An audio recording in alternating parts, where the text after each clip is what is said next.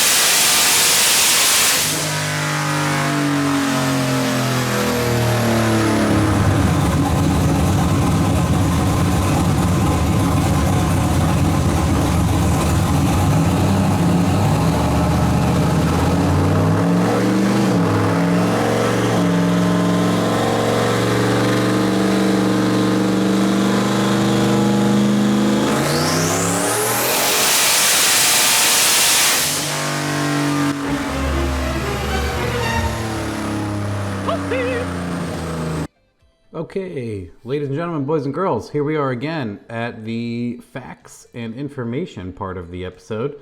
So, what I'd like to do is we'll quick go over how my dyno stuff went, and we'll go from there. So, I've had Joe on before, and he had a fuel feed issue, and then this was another time where we did a retune with fuel working. And then today is with bigger injectors and more fuel pumps and everything else. And then we did pump gas first, and then we went right to ethanol. And let's, jump in here. So here, was my torque pretty good on most of these? Yeah, it was okay. So this is my first roll in, and I was sorting out. He hadn't run this thing at all with the new injectors. So I was hashing out the injectors, required fuel, dead time, a bunch of other stuff until we got it running nice and smooth. So this was one of my first roll-in just for fun. Obviously this is garbage. So we're gonna go right to my first wide open hit, and I got 480 horsepower and 436 foot-pounds. And well, let's take a look at the log quick and see if they line up mostly. I guess I could check the times. But yeah, 8.4 psi.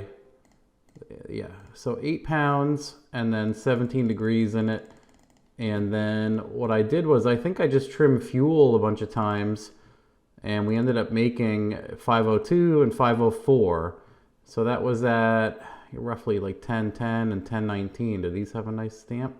1010 and 1019. Look at that. Computers are amazing. So yeah, here we are. Now I don't want to update and ruin my logger. Here, yeah, obviously I trimmed out the air fuel nice. You can see here, right on the hit, it goes 12.2. We hit about 4 pounds and it transitions into a mid 11. And yeah, 8 pounds. Cam falls over low 6s on this car, so it just starts to go rich. And we have 8 pounds, 18 degrees up top at 6,600. And we're using 27% of the injector. So if we look at an average, a nice average 8.5 pounds, average 1150 air fuel, average spark across that range 17. So that's incredible. And it made on straight pump on 9 pounds, you know, eight something, but we'll call it 9 because it never, you know, 9 is the peak. Made 504 and 460 foot-pounds of torque. Very strong. That's an extremely strong 4.8 liter. This thing, it takes the combo and makes it look good, even though it's a fairly well-known, good working combo. So now what we did is we dove into the boost controller and we added a tiny bit of boost, and then we added a tiny bit of boost, and then we added a tiny bit of boost. And what you'll see here is I'll turn off torque just so we can, yeah, awesome. Just so we can see a clear picture here of adding the boost. And yes, that was E, so we're gonna back off. So this was super conservative on pump gas, 600.17 horsepower. And we'll take a look at that log real quick. That's where we ended up, what are we at, 1106. So right about, now we're starting to get a little discrepancy, huh? Maybe I didn't save it. I don't want to update, no, thank you. Thank you very much. So,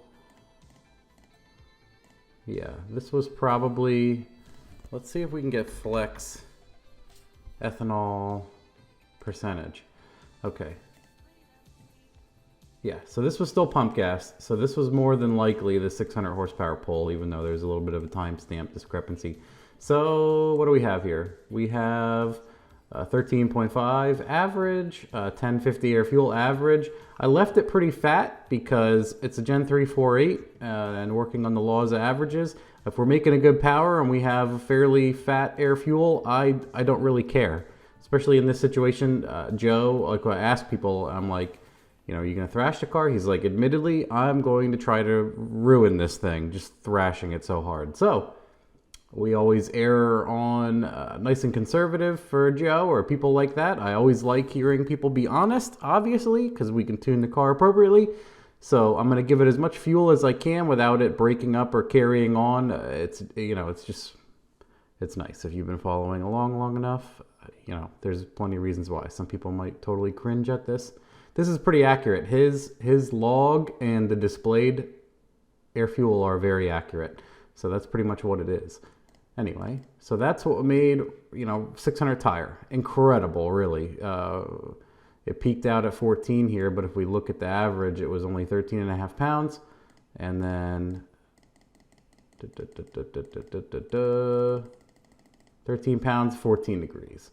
And that thing belted out 600 tire through an auto. Really, really, really good. And 9% ethanol, as you can see. So after we swapped up to ethanol, I told him there's a funny thing. When you go to E, is you pick up usually 20, 30 horsepower on fuel alone. So that was our experiment. I touched nothing. We put in E85, mixed it up, obviously. We didn't drain everything. So it came out to, I think, like 60-something% and picked up 22 rear wheel. Not even trying. So that was, we'll say this one probably. Yeah, you can see here, 61%. Same thing. So 14, 13 pounds again. We maybe picked up a tiny bit of boost. I mean, it bounces here, so let's look at the average again. So 14.0 pounds, half a pound. And sometimes stuff like that happens, you know, with going to E, air fuel 1030, base spark 13. So everything is very similar. You can scrutinize these numbers, but go ahead and believe me, everything was the same other than 61% alcohol. Yeah, 61%. So we picked up 22 rear wheel, just adding alcohol. And then this is when I added boost and it was extremely rich and it was just making no power. And here again, I had to pull. See, this was just like dead on fuel. And then this was more fuel taken out. And then this was appropriate, semi-appropriate air fuel. It already made 690. and then here's like the final little bit of fuel trim. So we'll go to the second to last and the last hit and check them out. I don't want to update. Nope. So as you can see here, it comes up on, we'll do a little averages. Average of 17.8 psi, average of 1030 air fuel. Like I said, very low, but very happy. And then ethanol percentage is the same, roughly 61%. And then what we have here is up top, we still have we have 17.8 pounds, 17.7, 18. Okay, so we have all of that, and then we have 62% 2D cycle on the injector, and 13.6 degrees, pretty much the same as low boost, because obviously I could lean on this thing and probably run a 12.0 or an 11.8 air fuel and throw probably a bunch of spark at it, but we were just laughing how much power it was making, and we'll see, you know, how long it survives. And when he brings it back, I think he has a Gen 4 5.3, not totally ready to go in, but kind of on his shelf ready to go. So he wants to take the car to Maryland, have fun, cruise around, mess with people, and then I think when he brings it back, we might just push it until we cap out the turbo and the motor survives, or what. So be patient, and we might get into that. But it's one of those things where once a motor proves itself long enough, you do stuff like that. But the car has been doing really good already. 701 horsepower to the tire in this car will be insanity. So it only weighs like, it's tubed and everything on the front end. It's very similar to like my Fairmont 5. It has to weigh like 26 something or 27 something, and then he's approximately 170 pounds. So even in an entire fire suit and everything, if he would take it to the track, the car is like 2,900 pounds, conservative race weight, ready to go. So if you guys haven't been in a 2,900 pound Fairmont that makes 700 through an auto, it's very intense. I'll just put it that way. So it's probably like a mild foot brake mid 9-second car at least. So with all that being said, maybe we'll lean on it again. I would love to, but we were just laughing at how well it was throwing down power and everything else. So as you can see, our progression, that was, let me turn off the cursor. So this was pump and 9 pounds. And then this was a little bit more boost. And this was a little bit more boost. And so this was our pump gas progression right here. And then what we did was add E, and we went to 620 immediately. And then these were totally rich. This was cleaned up. Oh, 11, please. Why'd you add 8 twice? Yeah, so we'll get rid of 11. No need. So these were very similar. So, none. So this was our progression throughout the day, obviously. So this was low boost pump gas, and this was a little bit more boost, and then this was a little bit more boost, so 13 pounds. And then this was 13 pounds right here. Ta-da! And then we added E, and you can see the nice the progression of things happening here. And this, you can see this comes up nice and hangs on. It has appropriate amount of spark in it. These have a little bit more spark in it. They carry well. This doesn't really have enough spark in it, and it's very rich air fuel. You can see how it just comes up and lays over.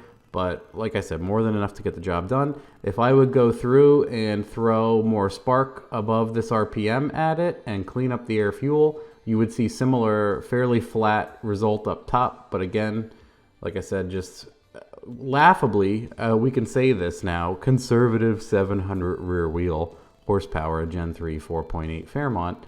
But that's what it is. that's where we are today. So hope you enjoyed all of that and the logs and the tune files, everything else. Let me know if you guys have questions about this car in particular. Joe G is a super nice guy from New York, drives down. I think this is his 3rd time coming here. So happy to see him, happy to see the car do well. Everything else is doing good. Very curious to see where he ends up with this. This is probably going to be one of those things where the motor never dies and we cap the turbo and he has a spare and never needs it. So that's always best case scenario. Anyway, enjoy. Thanks. Bye.